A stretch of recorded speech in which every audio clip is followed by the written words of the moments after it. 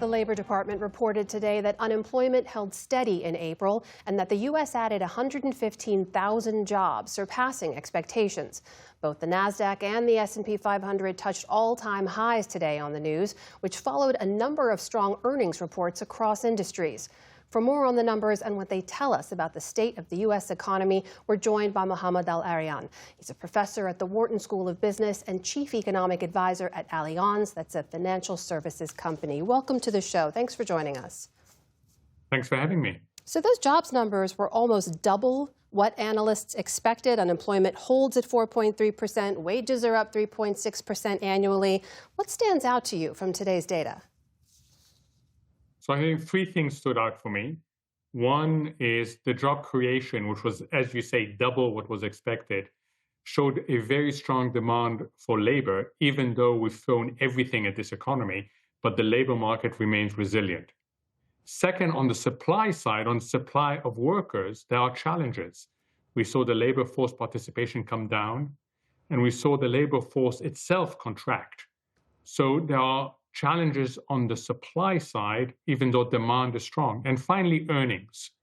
Average weekly earnings were lower than expected, and that speaks to a bigger reality, which we got confirmation for yesterday, which is the share of labor in national income continues to go down and is at record low levels.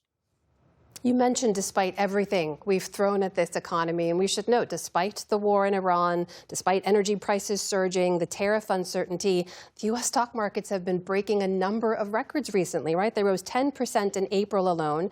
You did warn in a recent Financial Times piece that this can't go on forever. You wrote in part this: there is a geo-economic ceiling to even this market rally, and we'll get there if the war is not resolved.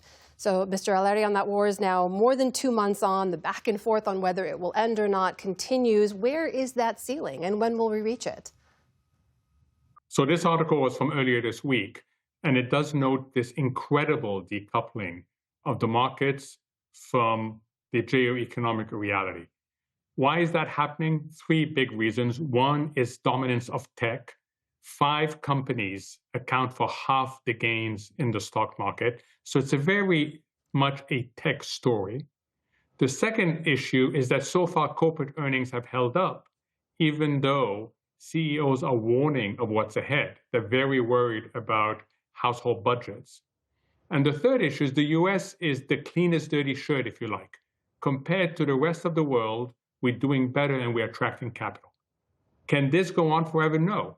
If this war continues, if gas prices remain at these levels, if the divergences we're seeing within the population, Wall Street versus Main Street, high income versus low income, if they get worse, then I suspect the stock market will have difficulty decoupling from this geo-economic reality.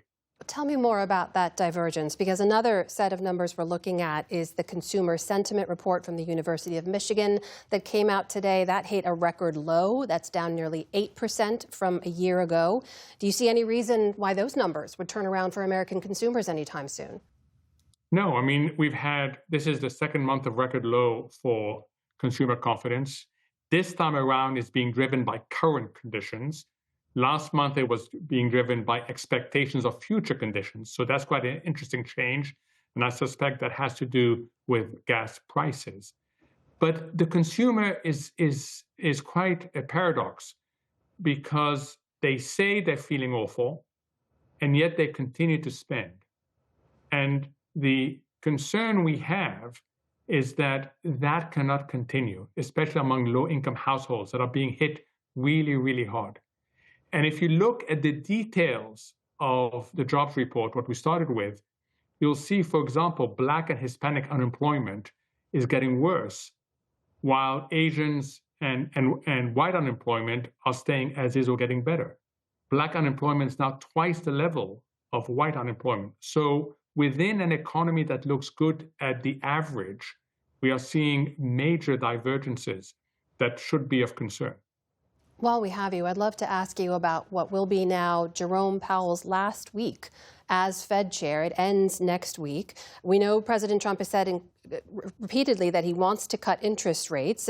So if confirmed, I want to ask what you would expect to see from Mr. Trump's pick to now lead the Fed, that is Kevin Warsh. Will you expect him to push on that front to cut rates? So the market expects no cuts well into next year. Why? We've got a highly divided Fed. We've got both parts of the mandate, inflation and employment, of concern. So Kevin Warsh, when he comes in, he's not going to be able to force his authority immediately. I suspect we won't get a rate cut. And there's one more complication, is that Chair Powell isn't leaving the board of the Fed. He's doing something really unusual. He's stepping down as chair, but not leaving the board. If you put all these conditions together, this is a Fed that will basically stay where it is for most of this year, if not well into next year. Mohamed El-Erian, thank you so much for your time. We really appreciate it. Thank you. My pleasure.